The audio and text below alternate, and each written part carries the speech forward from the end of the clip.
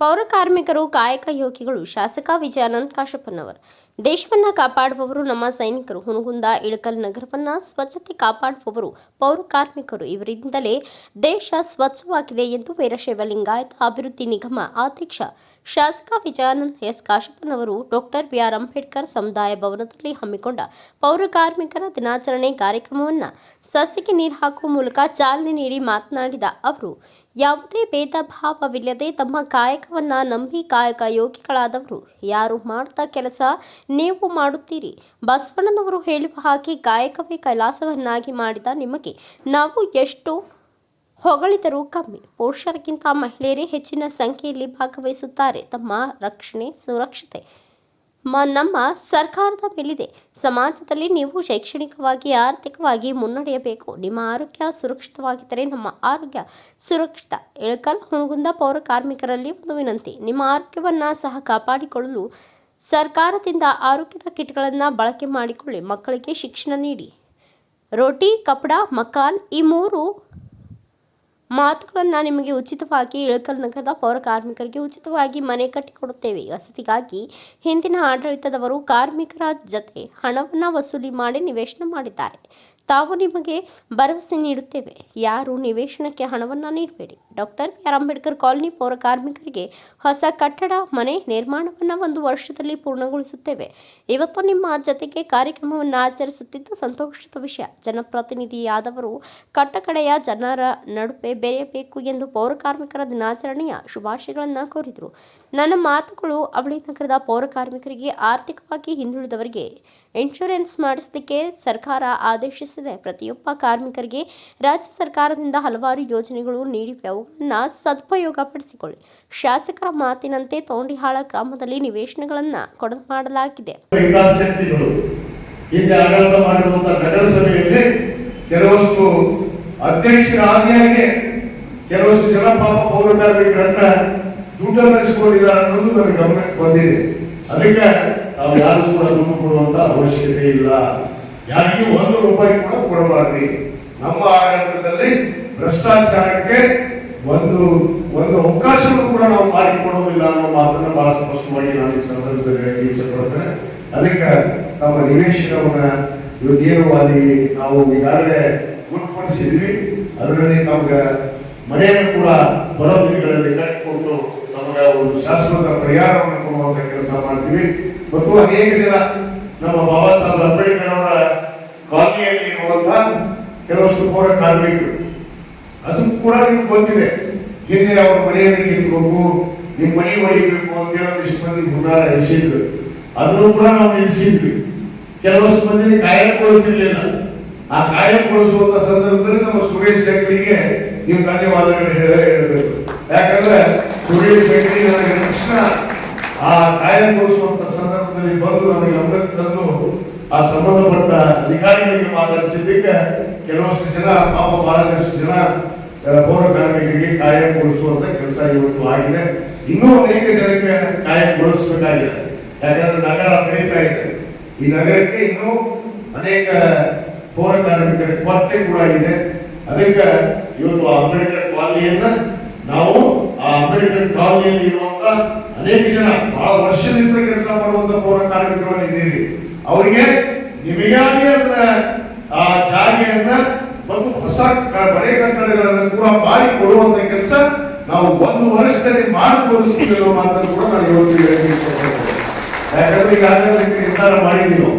ಈಗಾಗಲೇ 80 ಲಕ್ಷ ರೂಪಾಯಿ, ಸುಮಾರು 80 ಲಕ್ಷ ರೂಪಾಯಿ ಅಂಬೇಡ್ಕರ್ ಕಾಲನಿಯನ್ನ ನಾನು ದತ್ತಕ್ಕೆ ತೆಗೆದುಕೊಂಡ ಮೇಲೆ ಬಹುತೇಕ ಅಭಿವೃದ್ಧಿ ಕೆಲಸಗಳಿಗೆ ನಾವು ಚಾಲನೆಯನ್ನ ಕೊಟ್ಟಿದ್ದೀವಿ. ಈಗಾಗಲೇ 80 ಲಕ್ಷ ರೂಪಾಯಿ ಯೋಜನೆ ಇವತ್ತು ಅಲ್ಲಿ ಟೆಂಡರ್ ಆಗಿದೆ.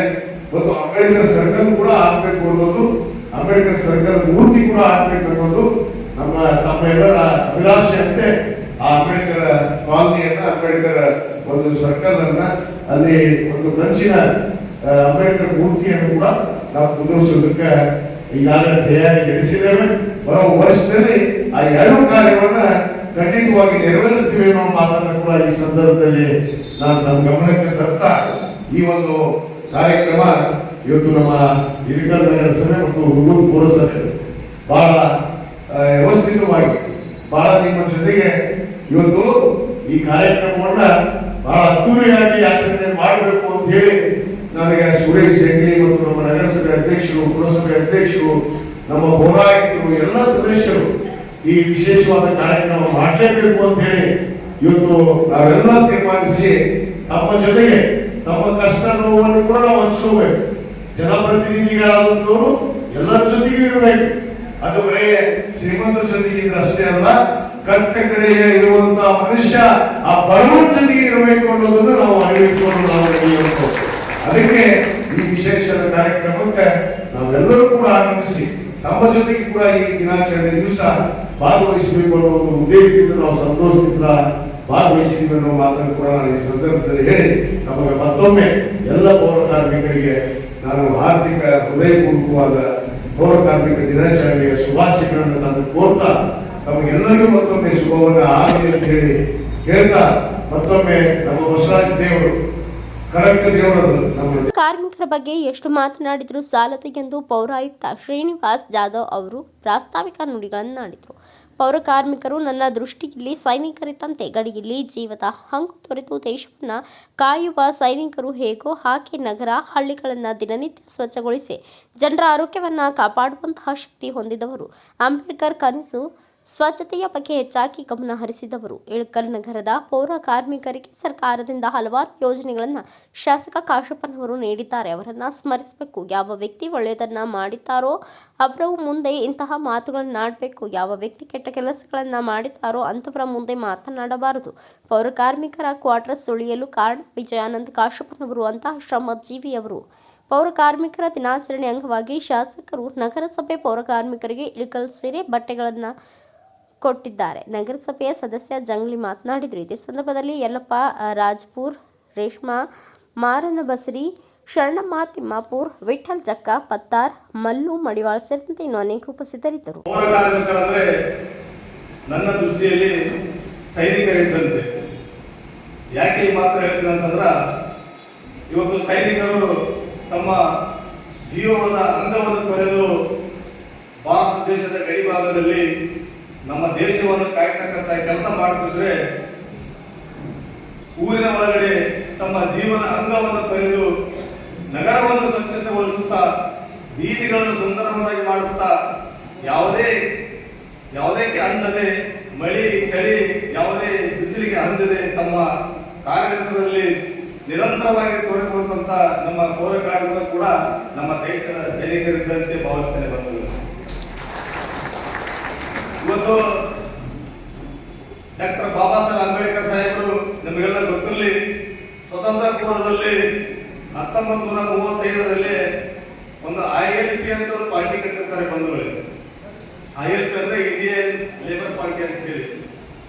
ಅದಕ್ಕಿಂತ ಪೂರ್ವದಲ್ಲಿ ಬಾಬಾ ಸಾಹೇಬ್ ಅಂಬೇಡ್ಕರ್ ಸಾಹೇಬರು ಕೂಡ ಒಬ್ಬ ಲೇಬರ್ ಆಗಿ ಒಂದು ಫ್ಯಾಕ್ಟರಿ ಕೆಲಸ ಮಾಡುತ್ತಾರೆ. ಹಾಗಾಗಿ ಸ್ವತಃ ಅವರೇ ಲೇಬರ್ಗೆ ಆಗತಕ್ಕಂತ ನೋವು ನಿಲುವುಗಳನ್ನು ಕಂಡುಕೊಂಡು ಸ್ವತಂತ್ರ ಭಾರತದ ನಂತರ ಪ್ರಪ್ರಥಮ ಭಾರತ ದೇಶದ ಕಾರ್ಮಿಕ ಸಚಿವರು ಆದ ನಂತರ ಡಾಕ್ಟರ್ ಬಾಬಾ ಸಾಹೇಬ್ ಅಂಬೇಡ್ಕರ್ ಸಾಹೇಬರು ಒಂದು ಪುಸ್ತಕವನ್ನು ಬಿಡುಗಡೆ ಮಾಡುತ್ತಾರೆ ಕಾರ್ಮಿಕರ ಕುರಿತಾಗಿ. ಒಂದು ಕಾರ್ಯಕ್ರಮದಲ್ಲಿ ಬಹಳ ಸವಿಸ್ತರವಾಗಿ ಕಾರ್ಮಿಕರ ಬಗ್ಗೆ ಮಾತಾಡುತ್ತಾರೆ. ಆ ಸಂದರ್ಭದಲ್ಲಿ ಆಸ್ಟ್ರೇಲಿಯಾದ ಒಬ್ಬ ಕರ್ನಾಟಕ ಸರ್ಕಾರ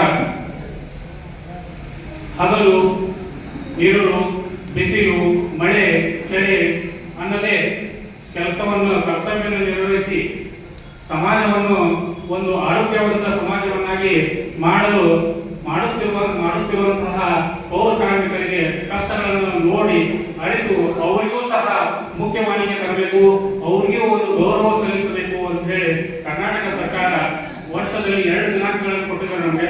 ಫೆಬ್ರವರಿ 22 ಮತ್ತು ಸೆಪ್ಟೆಂಬರ್ 23. ಈ 2 ದಿನಾಂಕಗಳಲ್ಲಿ ಒಂದು ದಿವಸ ನೀವು ಈ ಆಚರಣೆಯನ್ನು ಮಾಡಬೇಕು. ಅವತ್ತಿನ ದಿವಸ ಪೌರ ಕಾರ್ಮಿಕರಿಗೆ ಅವರಿಗೆ ಸಿಗುವಂತಹ ಸೌಲಭ್ಯಗಳೇನು, ಆ ಸೌಲಭ್ಯಗಳನ್ನು ಅವರು ಹೆಂಗೆ ಪಡ್ಕೋಬೇಕು ಮತ್ತು ಅವ್ರ ಏನು ಕಷ್ಟಗಳಿರ್ತಾವ ಅದನ್ನು ನಾವು ಹೇಗೆ ಪರಿಹರಿಸಿಕೊಳ್ಬೇಕು ಅನ್ನುವಂಥ ಪರಿಹರಿಸಿಕೊಳ್ಬೇಕು ಅನ್ನೋದ್ರ ಬಗ್ಗೆ ತಿಳಿದುಕೊಳ್ಳುವುದು ಮತ್ತು ಅದರ ಜೊತೆಗೆ ಅವರಿಗೂ ಬೆಳಗ್ಗೆಯಿಂದ ಸಾಯಂಕಾಲ ಕೆಲಸ ಮಾಡೋದ್ಬಿಟ್ರೆ ಅವ್ರಿಗೆ ಏನೂ ಗೊತ್ತಿರೋಲ್ಲ. ಒಂದು ಕೆಲಸ ಬೆಳಗ್ಗೆ 5 ಗಂಟೆಗೆ ಕೆಲಸ ಮಾಡ್ತಾರೋ, 5 ಗಂಟೆಗೆ ಬರ್ತಾರೋ, ಕೆಲಸ ಸ್ಟಾರ್ಟ್ ಮಾಡ್ತಾರೋ. ಅವ್ರ ಸೂಪರ್ವೈಸರ್ಸು, ಅವ್ರ ಹೆಲ್ತ್ ಇನ್ಸ್ಪೆಕ್ಟರ್ಸು, ಅವ್ರ ಸದಸ್ಯರುಗಳು, ಅವ್ರ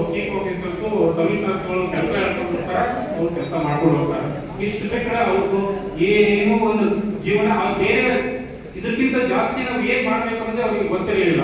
ಇಂಥ ಸಂದರ್ಭವನ್ನು ಮನಗಂಡು ನಮ್ಮ ರಾಜ್ಯ ಸರ್ಕಾರ ನೀವು ಒಂದು ದಿವಸ ಅವರಿಗೆ ರಜೆ ಕೊಟ್ಟು ಅವರಿಗೆ ನೀವು ಕಾರ್ಯಕ್ರಮಗಳನ್ನು ಹಮ್ಮಿಕೊಂಡು ಅವ್ರಿಗೂ ಸಹ ಮುಖ್ಯವಾಹಿನಿಗೆ ತರುವಂತಹ ಪ್ರಯತ್ನ ಮಾಡಿ ಅಂತೇಳಿ 11/7/2012 ಒಂದು ಆದೇಶ ಹೊರಡ್ತಾರ.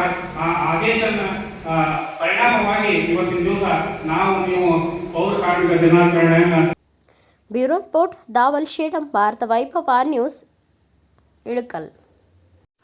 Thanks for watching. Read, discuss and debate with editor Dr. Yan Prashant Rao. Wanted reporters in print, digital and visual media for Bharat Vaibhav Daily Newspaper, BV News 5 Channel and BV Fast Web News from all the talukas of Karnataka, Goa and Maharashtra. If interested, send your resume to 9019229369.